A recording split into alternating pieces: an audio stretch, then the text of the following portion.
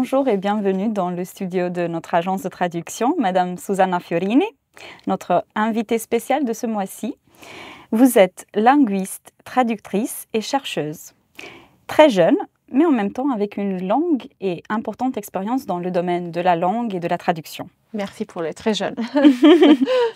Alors, nous allons aborder avec vous notamment la question de la traduction automatique et de l'intelligence artificielle, de ses enjeux et défis, des questions qui sont au cœur de votre travail de recherche et qui constituent indubitablement la question centrale de l'évolution et de la transformation du métier de traducteur aujourd'hui.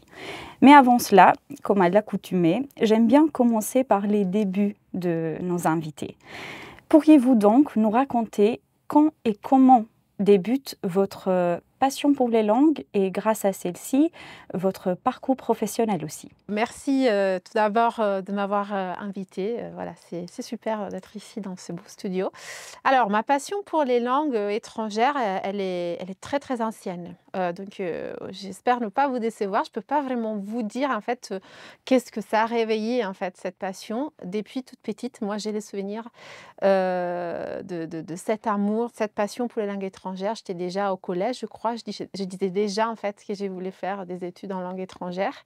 J'étais très projetée vers l'étranger. J'étais attirée par tout ce qui s'est passé en dehors de l'Italie, enfin mon pays d'origine du coup.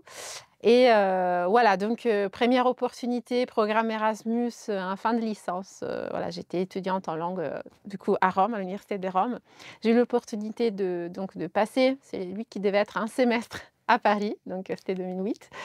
Et finalement, voilà, 14 ans après, je suis encore là. Donc voilà, j'ai pu rester donc après ma licence, j'ai pu intégrer le master en traduction éditoriale, économique et technique à l'ESIT. Voilà, donc j'ai eu mon diplôme à l'ESIT, donc ça a vraiment juste confirmé non seulement ma passion pour les langues étrangères, mais aussi pour la traduction, que pour le coup, j'ai vraiment pu découvrir lors de mes études supérieures à l'ESIT. Je n'étais pas forcément partie pour être traductrice, donc c'est arrivé un peu par hasard, mais voilà, j'estime avoir eu énormément de chance dans la découverte en fait de cet intérêt et qui s'est confirmé du coup au fil du temps pendant mes études. Voilà. Et c'est pendant vos études en master à la Sorbonne Nouvelle que vous créez votre propre entreprise de consultation linguistique que vous continuez à mener, n'est-ce pas? Exactement. Bon, alors, il faut dire qu'elle a beaucoup évolué au fil du temps. J'ai créé mon entreprise entre le master 1 et le master 2 parce qu'effectivement, à l'ESIT, on fait un stage entre la première et la deuxième année et j'ai eu l'opportunité donc de continuer un petit peu à travailler pour l'entreprise où j'avais fait mon stage pendant l'été. Donc c'était déjà un master 2. J'avais trouvé quelques petites missions de traduction déjà, donc effectivement, je me suis dit, bah, pourquoi pas finalement, le master de l'ESIT, c'est un master très professionnalisant, on fait beaucoup de pratiques de traduction. Bien sûr, on est encore des traducteurs juniors quand on sort de là, mais on a quand même déjà, enfin, j'estime qu'on est déjà plutôt prêt pour mettre les mains dans les pattes. Donc, je me suis dit, pourquoi pas, j'ai démarré tout de suite cette entreprise purement des traductions. Il était 2012, il faut dire, donc, enfin 2011-2012. Donc, on était encore à une époque où cette question des technologies de la traduction, qui aujourd'hui sont quand même une partie intégrante de mon activité, bon, elle était encore très marginale. On rigolait encore des résultats de traduction automatique de Google Translate. Je crois que DeepL n'existait encore. Voilà, donc c'était vraiment une entreprise de traduction pure que j'ai créée en 2011-2012.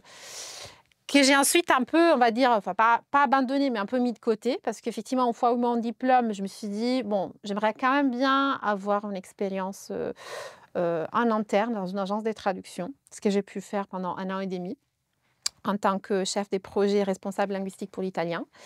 Ensuite, j'ai eu une nouvelle expérience dans une entreprise fintech, ici à Paris. Donc voilà, je suis passée du côté agence au côté client. Donc une entreprise qui était demandeuse de traduction et qui est donc a décidé d'internaliser le service. Et c'est après ces 2 expériences-là que je me suis dit: «Bon, OK, là, je me sens effectivement prête, à reprendre ce que j'avais» enfin, pas encore interrompu, effectivement, mon entreprise est toujours restée ouverte. Mais voilà, je suis prête à reprendre tout ça à temps plein.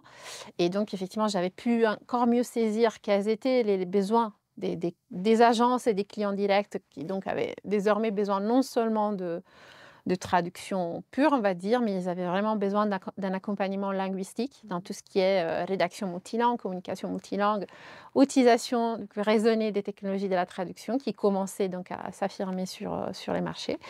Et donc voilà, c'est là où je me suis dit, voilà, j'allais prendre mon activité indépendante, mais je ne me présente pas comme traductrice parce que, en fait, voilà, je suis consultante en technologie de la traduction et en communication multilingue. Voilà, j'aime toujours la traduction et j'en fais toujours. J'y tiens énormément parce que je pense que pour bien conseiller les clients, il faut se rappeler quel est le geste en fait, qu'on fait concrètement quand on traduit.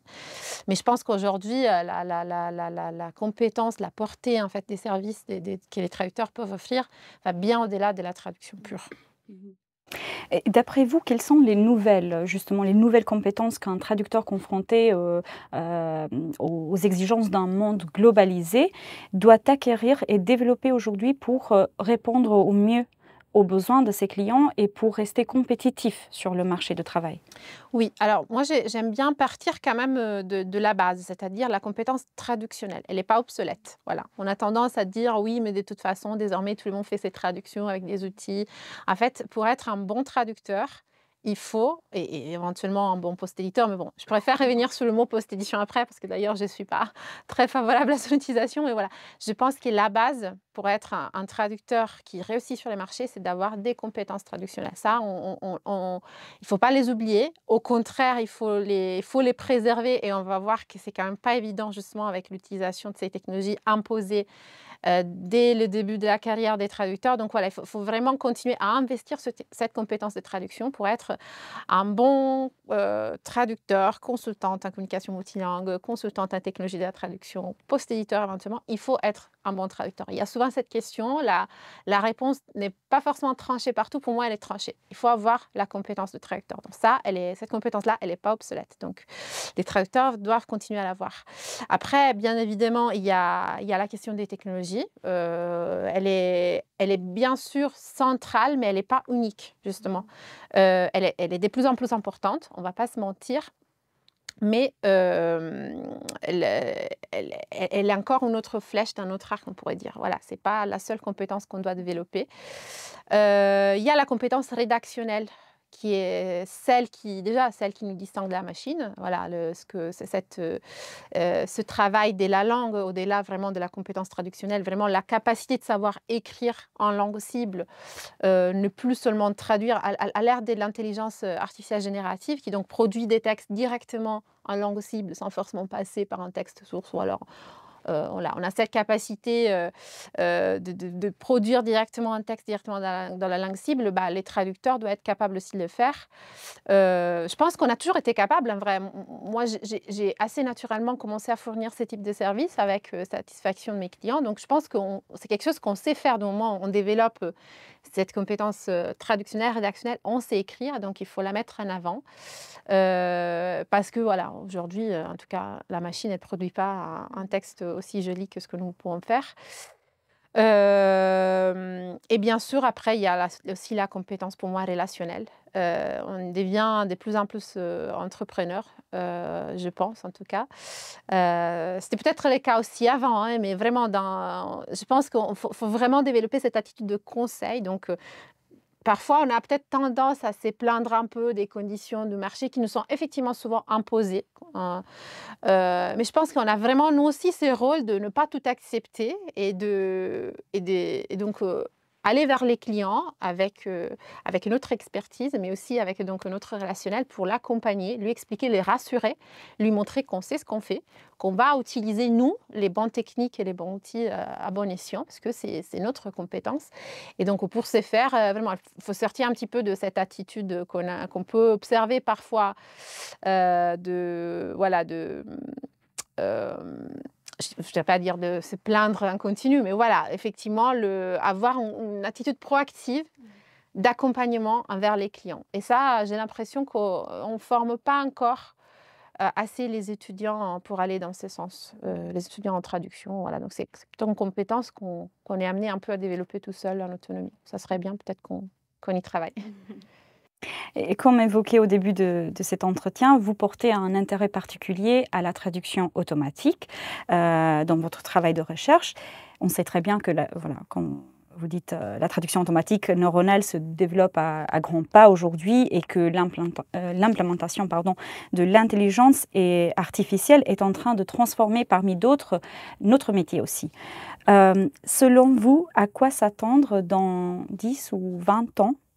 Va-t-on continuer à traduire ou aura-t-on qu'à faire un travail de peaufinage du texte?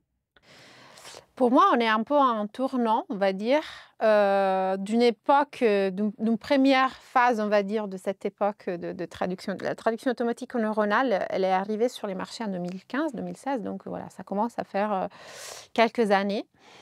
Et effectivement, si on observe les statistiques, les études de marché, bon, moi, j'ai pas la vérité absolue, en tout cas, je l'observe pas dans mon quotidien, mais effectivement, d'après les études de marché, elle s'affirme de plus en plus comme service qui est demandé, on va dire, par les agences, un peu moins par les clients directs, mais voilà, on va dire qu'elle est de plus en plus demandée.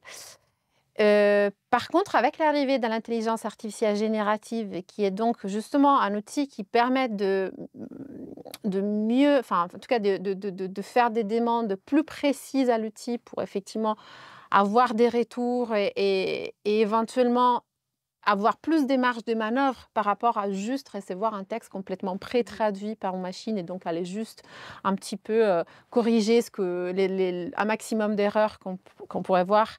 Je pense que donc là, effectivement, ces nouveaux outils, les traducteurs prennent de plus en plus la parole. C'est déjà le cas avec la traduction automatique, mais là, vous savez, il y a quand même beaucoup de prises de position par les traducteurs. Et donc, je pense qu'il y a de plus en plus des dialogues dans ce sens. Donc, peut-être que là, on est dans un tournant où on pourrait revendiquer, comme je disais tout à l'heure, effectivement, ces rôles d'autonomie, en fait, de conseil autonome, de choix autonome d'outils à mobiliser dans les cas d'une traduction. Donc, ces outils-là, ils existent. On ne va pas les ignorer, on ne va pas les oublier. D'ailleurs, nos clients les connaissent déjà, les utilisent, donc on ne va pas revenir en arrière, mais on va peut-être vers un mode de fonctionnement où les traducteurs pourront les utiliser davantage selon ses préférences, selon son choix.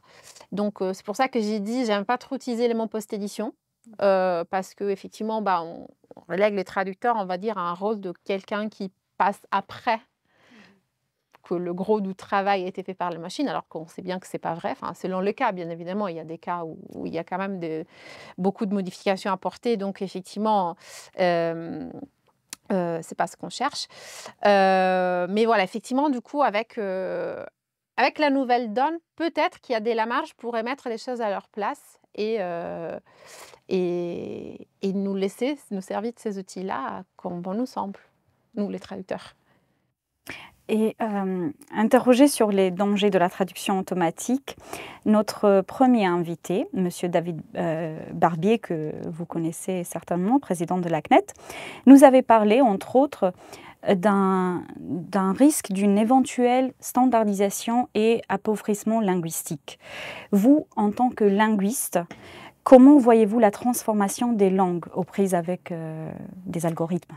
Oui, alors effectivement, c'est pas un risque, enfin je dirais c'est même un peu plus qu'un risque, c'est déjà quelque chose qui est observé. Il y a des études, des recherches qui ont terminé et qui ont montré effectivement que la machine, comme elle produit un résultat statistique finalement, c'est une prédiction sur la base des corpus d'entraînement, enfin des corpus qui ont été utilisés pour l'entraînement du moteur. Donc forcément, plus la machine elle a vu un mot, plus elle va le proposer. Donc forcément, c'est pas qu'un risque, c'est une réalité et des études commencent déjà à le montrer. Donc moi, je reviens un petit peu sur le discours que je faisais tout à l'heure. Ces risques-là, il est bien plus présent si on impose l'outil, si on impose la pré-traduction automatique et la post-édition au traducteur comme mode de travail. Si la traduction automatique demeure une ressource de plus, une ressource avec laquelle le traducteur peut interagir de manière libre et autonome dans une boîte à outils qui existe déjà, qui est la TAO, enfin la traduction assistée par ordinateur, dans laquelle on peut donc intégrer des mémoires de traduction, des glossaires, des bases terminologiques, des corpus. On intègre encore un outil des plus qui est la traduction automatique. On intègre, pourquoi pas, encore un outil des plus qui peut être l'IA générative. Et donc, c'est les traducteurs qui gardent en fait l'autonomie, son autonomie intellectuelle et pratique, et qui donc va juste interagir avec ces ressources-là de manière autonome et interactive, et ben, en fait, à ce moment-là, je pense que ces risques de standardisation, il est moins présent. Donc, ça revient un peu au discours de dire la traduction automatique n'est qu'un outil. Je sais que cette phrase fait énerver beaucoup de traducteurs parce qu'aujourd'hui, c'est vrai, ce n'est pas forcément le cas. Aujourd'hui, si, c'est un outil, mais c'est un outil imposé. Alors que, pour moi, il faut changer le rapport à cette technologie pour que ça devienne une ressource et non pas un outil imposé qui donc implique ces risques d'appauvrissement et standardisation de la langue qui, encore une fois, est bien réel, c'est prouvé. Lors de la conférence annuelle de l'ACNET, le vendredi 14 juin, vous êtes intervenu sur un sujet très intéressant, sur l'IA et l'éthique en traduction. Pourriez-vous nous en dire plus pour ceux qui n'étaient pas présents? Oui, bah, alors déjà, j'ai commencé par dire que pour moi, les titres, il était un peu limité, les titres de cette présentation. C'est-à-dire que pour moi, on ne peut pas parler de éthique et IA en traduction sans parler de éthique et IA dans la société au sens large, parce que c'est un outil qui n'est pas neutre. C'est un outil qui a quand même des conséquences sur la société entière. Et la traduction, les traducteurs font partie de ces sociétés. Donc, en fait, il faut d'abord, on ne peut pas négliger les impacts, donc on va dire éthiques et sociétaux de cette technologie et parler directement des impacts ou de la relation à la traduction. Donc, ce que j'ai fait lors de cette présentation, c'est de commencer à présenter les enjeux, on va dire, généraux pour la société entière. Et après, j'ai ramené ces mêmes enjeux à la question de la traduction. Donc, j'ai parlé, par exemple, de transparence. Aujourd'hui, les outils d'IA, bah, ils ne sont pas, enfin, en tout cas, ceux qui sont les outils prépondérants sur le marché, ils ne sont pas très transparents. On ne sait pas bien quelles données ont été utilisées pour l'entraînement. On ne sait pas bien quelles données gardent de nos utilisations à nous. Donc, forcément, voilà, ça a un impact sur la relation à l'outil, ça a un impact sur le résultat que l'outil produit, alors que, en fait, pour pouvoir l'utiliser de manière éthique et raisonnée, il faudrait qu'on soit bien conscient des données qui ont été utilisées pour l'entraînement, donc s'il y a des biais, s'il y a des intérêts derrière. Enfin, voilà, ces outils-là, ils sont pas nés nulle part. Ils ont été produits par des entreprises qui ont des intérêts, qui ont une vision politique, une vision commerciale, qui forcément se reflète dans les fonctionnements de ces outils-là, dans les résultats qu'ils produisent. Donc, j'ai parlé, par exemple, de durabilité de ces outils-là. Bon, je sais, quand on parle de durabilité, on pense souvent à l'environnement, qui est déjà un sujet assez important, parce qu'on sait bien que ces outils-là ont un impact non négligeable sur l'environnement. Bon, je sais qu'il y a pas mal d'initiatives qui visent à développer donc, des modèles ou des technologies qui ont un plus faible impact, mais bon, aujourd'hui, on n'en est pas encore là. Mais en fait, la durabilité, c'est bien plus large. Enfin, dans la durabilité, il y a une notion, bien sûr, d'environnement, mais il y a aussi une notion de justice sociale, par exemple. Quel est l'impact, en fait, sur les populations qui utilisent ces outils-là ou qui sont donc mobilisées pour travailler derrière ces outils-là et avec ces outils-là? Bon, avec ces outils-là, on peut parler de traducteurs, justement. Quand c'est un outil imposé, bah, du coup, les conditions de travail sont très dégradées. Mais on peut aussi parler des travailleurs derrière donc, ces outils-là. On nous fait croire que, encore une fois, on nous fait croire. L'image qui passe est un outil miraculeux qu'avec un clic nous produit des résultats extraordinaires. En fait, il y a du travail humain derrière, et qui est souvent du travail qui est mal rémunéré, voilà, qui est assez pénible pour les conditions dans lesquelles il est exercé, les tâches qui sont affectées. Donc, encore une fois, on peut pas juste faire abstraction de tout ça et décider d'utiliser ces outils-là comme si c'était un jeu, finalement. Donc, moi, les recommandations que j'ai données, en fait, mis à part le fait de remettre les traducteurs au centre du processus, donc laisser le choix d'utiliser la technologie comme bon lui semble, il y a aussi la question de s'interroger, de ne pas utiliser, de ne pas adopter cette technologie de manière aveugle, parce que c'est un peu à la mode, il faut le dire aussi. Il y a un engouement quand même assez généralisé. Il faut quand même s'interroger et évaluer une espèce de ratio coût, risque, bénéfice sur chaque tâche qu'on déciderait d'affecter à l'IA. J'ai fait l'exemple de l'extraction terminologique. Par exemple, j'ai un texte de 500 pages, plein de terminologies spécialisées. Donc, un traducteur, enfin un intervenant humain qui devrait passer du temps pour extraire la terminologie et donc constituer un glossaire à partager éventuellement avec les traducteurs, ça peut prendre des semaines, alors qu'il y a effectivement, avec un prompt bien ajusté, peuvent déjà au moins nous donner un début de bon travail, je trouve. Donc là, effectivement, on a un bon bénéfice par rapport à un travail purement manuel. Donc effectivement, on a sollicité une technologie qui n'est pas neutre, qui a un impact, qui a un coût. Parce que, encore une fois, ces technologies-là ont un coût. Peut-être on ne le porte pas, nous, directement en tant qu'utilisateur, mais encore une fois, elles ont un coût. Mais on a vraiment obtenu une tâche à valeur ajoutée, parce qu'effectivement, j'aurais mis 3 semaines à extraire toute la terminologie. Est-ce que ça vaut le même discours si j'ai juste utilisé l'IA générative pour traduire un communiqué de presse des 300 mots? Alors là, peut-être qu'un traducteur avec une démarche outillée, bien sûr, il aurait fait ça beaucoup plus vite, avec beaucoup moins d'utilisation des ressources, avec beaucoup moins d'impact sur, voilà, sur l'environnement, sur la société, enfin, en termes de justice sociale. Donc, j'ai demandé, en fait, j'ai proposé qu'au lieu de se dire « Ah bah tiens, je vais tout faire avec l'IA générative », à chaque fois que je veux la solliciter, enfin, je vais peut-être m'interroger, est-ce que c'est vraiment la solution la plus efficace? Parce qu'aujourd'hui, ces outils-là sont utilisés par principe, voilà, même quand ce n'est pas forcément nécessaire. Et beaucoup dans la traduction, dans l'édition scientifique aussi. Oui. Vous en parlez dans un article. Exactement. Bon, alors là, il y a quand même des nuances à apporter dans le sens qu'effectivement, c'est mon projet de recherche. On a fait des études pour justement promouvoir une utilisation raisonnée et adapter des technologies de la traduction à la communication scientifique. Il faut dire qu'aujourd'hui, jusqu'à... Je pense que c'est encore le cas. Voilà, on y travaille depuis quelques années, mais on ne peut pas encore dire que la donne a changé. La communication scientifique, elle est depuis toujours dominée par la langue anglaise, ce qui pose un double problème, à la fois pour les chercheurs qui sont donc souvent obligés de rédiger dans une langue qui n'est pas leur langue maternelle, ou en tout cas une langue dans laquelle ils ne sont pas très à l'aise, ce qui a... ça a été montré que ça a un impact sur leur carrière. Enfin, les chercheurs qui maîtrisent mieux l'anglais ont un impact, enfin, ont une progression des carrières favorisée par rapport à ceux qui ne maîtrisent pas l'anglais. Et il y a aussi une question d'accès donc, à la communication scientifique pour les citoyens, on va dire, lambda. Donc, si toute la publication scientifique est en anglais, on l'a vu pendant les Covid, peut-être qu'il y avait des citoyens qui voulaient bien accéder à des articles scientifiques, en tout cas fiables, vu qu'il y avait des nouvelles pas trop fiables de partout.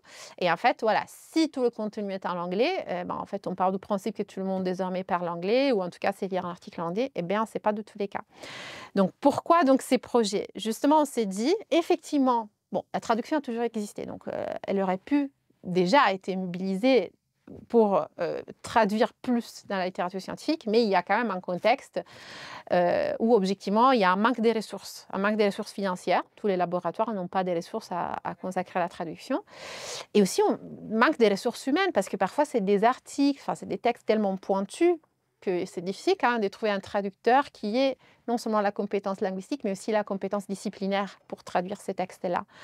Donc, on s'est dit, effectivement, ces technologies-là pourraient apporter de l'aide aux chercheurs qui doivent écrire en langue étrangère, ou peut-être écrire en langue étrangère et en même temps produire une deuxième version dans leur langue rapidement pour que justement d'autres types de publics puissent y avoir accès, ou encore une fois, voilà, pour qu'on puisse avoir des versions traduites, en tout cas accessibles en plusieurs langues pour justement annexer les plus larges possibles près de la population. Donc là, il y a un vrai besoin. Enfin, il y a un vrai besoin. Ça serait très beau de pouvoir tout traduire par des humains, enfin faire tout traduire par des humains, mais ce n'est pas possible. Ce n'est pas possible parce qu'il n'y a pas forcément l'argent, et même quand il y a l'argent, peut-être qu'il n'y a pas les traducteurs pour le faire. Donc c'est pour ça qu'on a amené ces études-là pour justement essayer de faire en sorte que ça ne devienne pas une solution que tout le monde utilise à peu près de manière cachée, parce qu'aujourd'hui, c'est déjà le cas. Enfin, les chercheurs utilisent déjà beaucoup, ils utilisaient déjà pas mal d'IPL. Là, avec ChatGPT, il y a déjà beaucoup d'articles qui ont été... Enfin, ça se voit clairement que ça... Enfin, ça se voit. Un œil expert le voit. Donc, ces études-là ont été justement faites pour essayer de promouvoir donc, une utilisation raisonnée, une utilisation partagée et transparente, pour que justement on sache que c'est les produits de machine. Donc on l'utilise en tant que produit de machine pour des utilisations données, enfin des objectifs donnés, par exemple avoir une idée du contenu du texte ou de l'aide à l'écriture pour les chercheurs, et qu'on puisse éventuellement travailler pour mettre à disposition une traduction fiable et 100% qualitative là où il y a un vrai besoin. Donc, aussi ne plus gaspiller, faire des traductions qui après ne sont pas lues, parce que parfois c'est pas juste une barrière linguistique, hein. Parfois il y a des contenus scientifiques, même s'ils sont écrits en italien, en texte de physique quantique, je les comprendrai sans doute pas. Donc ces technologies peuvent être un point d'entrée à des besoins réels. On voit que cet article-là, il a été traduit automatiquement par 500 lecteurs qui voulaient savoir de quoi ça parlait. Peut-être qu'il y a un besoin sur cet article-là, et donc on va le faire traduire par un traducteur professionnel qui va travailler avec les chercheurs pour produire une traduction de la qualité maximum, quoi. Mais du coup, ça permet aussi de mieux orienter les choix de traduction qui sont faits, quoi, parce que tout traduire, c'est pas réaliste, quoi. Et pour clôturer, revenons à votre parcours.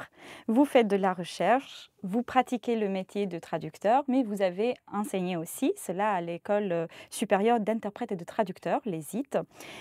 Quelle place occupe l'enseignement ou a occupé l'enseignement chez vous, et comment estimez-vous la formation de nouvelles générations de traducteurs et d'interprètes? Alors oui, pour moi, l'enseignement a été une expérience déterminante, j'ai envie de dire. Vraiment, l'échange avec les étudiants a été tellement enrichissant. Voilà, je suis un peu arrivée naïvement en pensant que j'aurais tout appris à ces étudiants-là. En fait, ils m'ont aussi appris beaucoup de choses. Donc, je trouve que cette relation entre traducteurs, enfin jeunes traducteurs, traducteurs un peu plus expérimentés, devrait être mise en place vraiment à plusieurs niveaux, même en dehors du cadre universitaire, parce que c'est vraiment quelque chose de très enrichissant. Et aujourd'hui, c'est d'autant plus important vu que les jeunes traducteurs arrivent quand même avec une compétence technologique justement que peut-être les traducteurs plus vieille école peut-être n'ont pas. Et donc, par contre, voilà, les traducteurs plus expérimentés, plus chevronnés ont peut-être donc des compétences traductionnelles, disciplinaires à apporter. Enfin, il y a vraiment un échange pour moi à mettre en place, enfin, à promouvoir entre différentes générations de traducteurs, parce que vraiment, on a tout à gagner. Et sinon, voilà, la question de l'enseignement, en tout cas de l'apprentissage, surtout pour les nouvelles générations de traducteurs, elle reste quand même centrale, parce qu'effectivement, c'est encore une fois un peu un problème qui est systémique aujourd'hui, c'est-à-dire qui est imposé par les systèmes. C'est-à-dire qu'effectivement, la plupart des formations en traduction ont introduit justement des cours de traduction automatique et des post-éditions, parce que voilà, c'est une réalité sur les marchés dont on ne peut pas faire abstraction. Voilà, c'est inutile de former quelqu'un à la traduction sans au moins évoquer, on va dire, ces aspects-là. Par contre, voilà, il faut aussi remettre la traduction automatique éventuellement à sa place. C'est-à-dire que la traduction automatique est un outil qui, pour moi, serait destiné plutôt à des traducteurs chevronnés. Parce que, en fait, il faut vraiment une connaissance fine de la langue, une connaissance fine du domaine dans lequel on traduit pour détecter les éventuels problèmes de la machine. Les jeunes traducteurs n'ont pas encore acquis l'expérience nécessaire pour utiliser cette technologie sans prise de risque, on va dire. Or, le problème aujourd'hui, c'est qu'on va dire aux traducteurs qui se forment aujourd'hui, de toute façon, vous allez faire que de la post-édition. Et effectivement, après, c'est ce qui se passe dans certains cas sur les marchés. Et le fait donc de mettre tout de suite des traducteurs, des jeunes traducteurs, à travailler avec la traduction automatique ne leur permet pas justement de développer cette capacité critique qui est nécessaire pour la traduction, cette expertise disciplinaire qui est nécessaire pour réussir à traduire des domaines très spécialisés. Donc en fait, là aussi, il y a un discours qui est à revoir. Les jeunes traducteurs, il faut les former à la traduction automatique, il faut les former éventuellement à la post-édition, traduction outillée, on peut l'appeler comme on veut, mais il faut aussi leur laisser le temps de se former. Et ça devrait être vraiment un engagement que les agences, les clients devraient prendre. Donc, ne pas tout de suite mettre des jeunes traducteurs à travailler uniquement avec la traduction automatique, sinon c'est une compétence qu'on va perdre, parce que le plus on travaille avec cette technologie sans l'esprit critique qu'on développe avec beaucoup d'expérience, le moins on arrive du coup à s'améliorer comme traducteur et à atteindre un niveau d'expertise les traducteurs, on va dire, les plus anciens ont pu développer avec une pratique sans outils, on va dire. Bah, la pratique outillée, voilà, si on ne nous laisse pas le temps d'apprendre, et ben, en fait, elle va tout emporter. Voilà. Madame Susanna Fiorini, je vous remercie. C'était un plaisir. Merci à vous pour cette invitation et à très bientôt.